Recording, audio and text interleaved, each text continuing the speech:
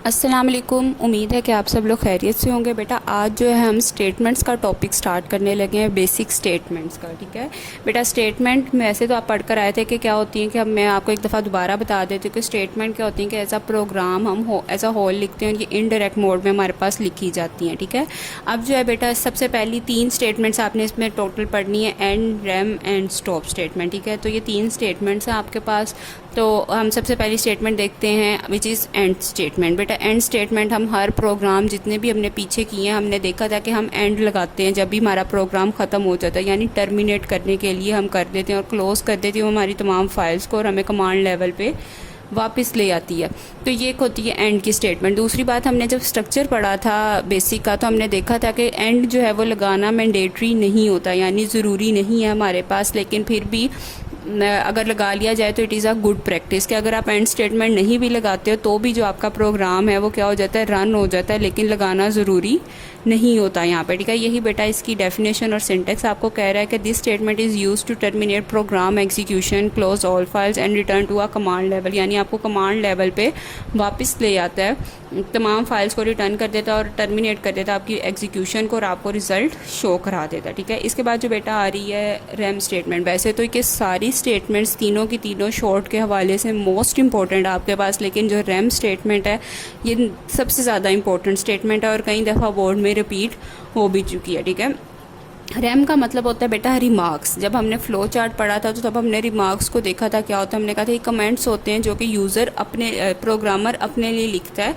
ये ना तो स्क्रीन पे शो होते हैं और ना ही जो है किसी को नज़र आते हैं। ठीक है, जो सामने यूज़र होता है या कोई काम करने वाला यूज़ करने वाले को नज़र नहीं आ रहे होते हैं। सिर्फ ये क्या करता है कि प्रोग्राम को अपने प्रोग्रामर अपने लिए लिख रहा होता है। ठीक है, तो ये एक नॉन एग्जीक्यूटेबल स्टेटमेंट होती हैं और ये आपके पास ऐसी मतलब यूज़र को अपने प्रोग्रामर के लिए होती हैं अपनी चीज़ें लिखने के लिए। तो सेम रैम का यहाँ पे भी वही काम है कि ये एक नॉन एग्जीक्यूटेबल स्टेटमेंट्स हैं जो कि यूज़ होती हैं ऐड करने के लिए एक्सप्लेनेटरी रिमार्क्स प्रोग्राम में। इसको लिखने के 2 तरीके हैं, आप REM लिखें और आगे अपना रिमार्क लिख दें, या ये कोमा लगाएं और पोस्टोफी कोमा और आगे रिमार्क्स लिख दें। बेटा इसके बाद ये एक एग्जांपल है 70 लाइंस की, ये आपने लाजमी करनी है, ये मोस्ट इम्पोर्टेंट आपके पास जो है वो है एग्जांपल है। ठीक है, दूसरी बात बेटा ये हमेशा लाइन नंबर के साथ लिखे जाएंगे, क्योंकि हम स्टेटमेंट पढ़े और हमने स्टेटमेंट में पढ़ा हुआ है कि ये always preceding with a line number.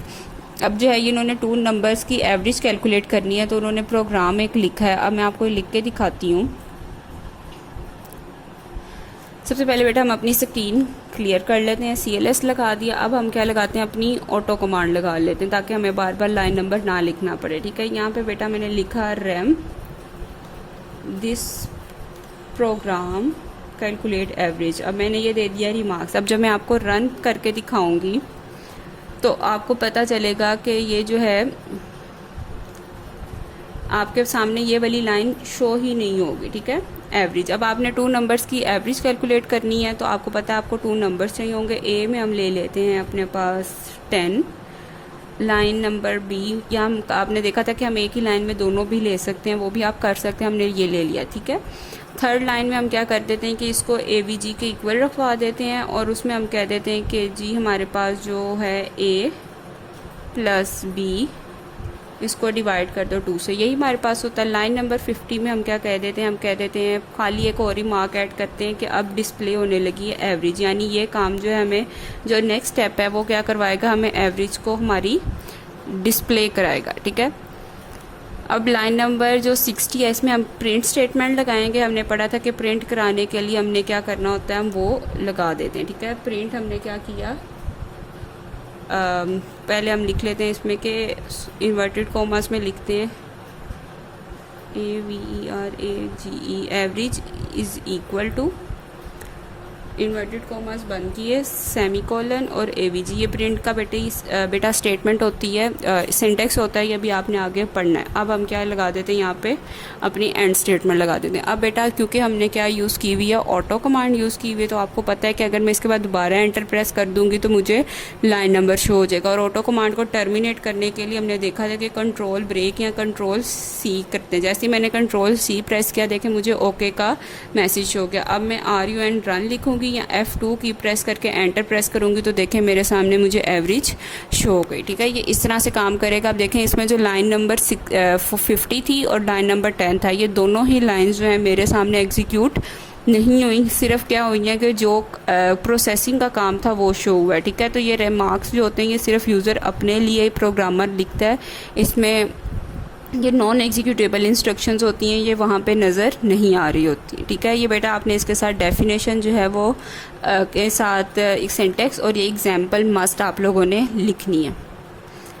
इसके बाद जी बेटा लास्ट आपके पास जो स्टेटमेंट आ रही है which is stop statement. Stop क्या करती है बेटा कि आपके प्रोग्राम को टेम्परेरी स्टॉप कर देती है कुछ टाइम के लिए। फॉर एग्जांपल आपने एक 50 लाइंस का प्रोग्राम लिखा तो आप कहते हो कि इसमें जो है आप पहले 10 लाइंस पहले चला के देख लो और उसके बाद फिर बाकी की लाइंस दोबारा चलाओ। ठीक है, तो ये क्या करेगी आपके प्रोग्राम को टेम्परेरी स्टॉप करने के लिए, टर्मिनेट करने के लिए यूज़ होती है। और उसके बाद हमने एक काउंट कमांड पढ़ी थी कि जब हमने अपनी प्रोग्राम को टेम्परेरी स्टॉप किया तो अब दोबारा उसको कंटिन्यू करने के लिए हमें कमांड यूज़ होती है विच इज़ काउंट कमांड। तो वो कमांड जो है हम लोग यूज़ करेंगे। ठीक है, इसमें बेटा इसकी डेफिनेशन और सिर्फ सिंटेक्स करना, आपने इंटरप्रिटेशन इसकी आप लोगों ने नहीं करनी। This statement is use to terminate program execution temporary and return to command level. ठीक है, तो थोड़ी देर के लिए आपकी टेम्परेरी रोक देता है कि यानी आप इतनी लाइन चला के देख लो ताकि आपको पता चल जाए कि आपका जो प्रोग्राम है वो आया प्रॉपरली वर्क कर भी रहा है या नहीं कर रहा है। ठीक है, तो ये चीज़ थी उन्होंने आपको शो